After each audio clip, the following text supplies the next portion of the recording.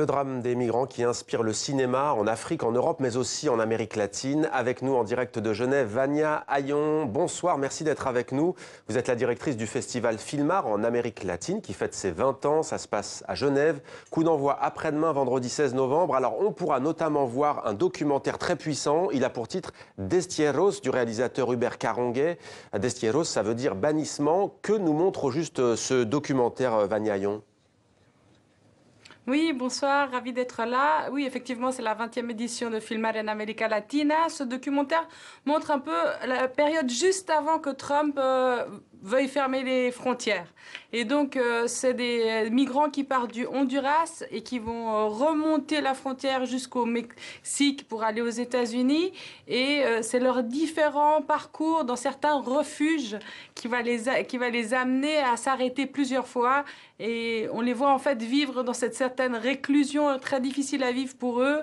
Et certaines fois aider à des moments de leur vie pour arriver dans leur pays de leurs rêves.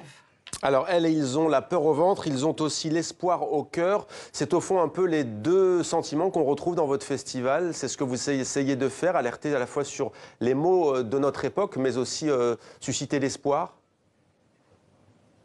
Bien sûr, c'est vrai que le cinéma, c'est aussi un monde où on se projette dans des films, dans des vies, dans des émotions. Et effectivement, Filmar en América Latina, depuis 20 ans, défend les minorités, mais aussi montre un cinéma très hétéroclite, vu qu'il représente l'Amérique latine et que l'Amérique latine, c'est 22 pays.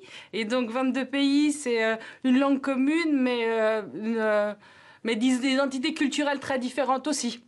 Alors 20 ans donc, pour vous, il me semble que c'est la deuxième édition que vous présidez. Alors je rappelle quand même que c'est un festival qui vous tient beaucoup à cœur. Un an après le coup d'État de 73 au Chili, vos parents fuient la dictature d'Augusto Pinochet. Vous êtes né, vous, en exil.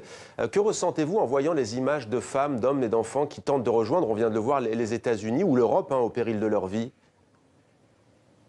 Ben, ça me touche beaucoup parce que c'est vrai qu'effectivement, des peuples en mouvement, c'est pas forcément des choix. On a de la peine à lier les choix. On parle de problèmes économiques, on parle de violence, on parle d'hommes, de femmes. Oui, des gens qui cherchent du travail, mais aussi beaucoup de gens qui cherchent un abri pour pouvoir vivre, simplement. Et donc, effectivement, que ça me touche en tant que fille de réfugiés politiques et aussi de gens qui vont essayer de vivre d'une autre manière à d'autres endroits.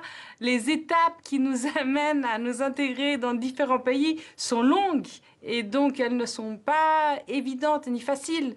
Donc je ne peux que constater que les choses ne changent, que les choses ont changé depuis effectivement l'arrivée de ma famille ici en Suisse.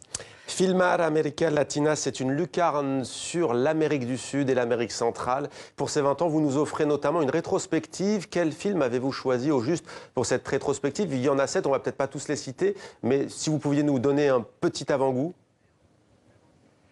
La teta assustada de Claudia Llosa, La Ciénaga de Lucrecia Martel. On a aussi parallèlement une carte blanche qu'on offre à Edouard Ventrup, qui était qui dirigeait la quinzaine des réalisateurs jusqu'à l'année dernière.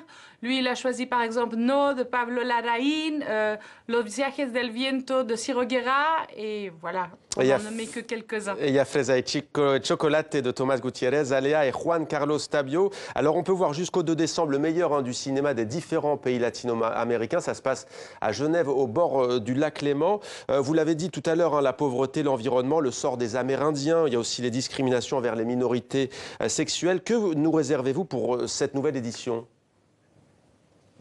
Ben déjà, on va faire une super ouverture avec la présence de Michelle Bachelet, haut commissaire des droits de l'homme, le 16 novembre, vendredi.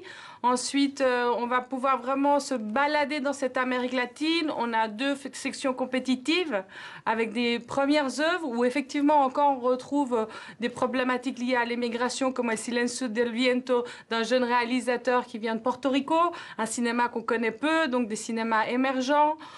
C'est aussi l'occasion de parcourir l'Amérique latine avec des films qui ont à voir avec la musique, avec Maria Bethânia, Feverezo et Caetano Veloso. C'est l'occasion aussi de s'arrêter sur effectivement des problématiques de genre, comme Fresa y Chocolate ou Nadie nos mira. Et bien entendu, les paysages sublimes que l'on voit à l'image, notamment la Cordillère des Andes. Merci beaucoup d'avoir répondu à nos questions en direct de Genève. Coup d'envoi après-demain, donc vendredi. Merci Vania Ayon.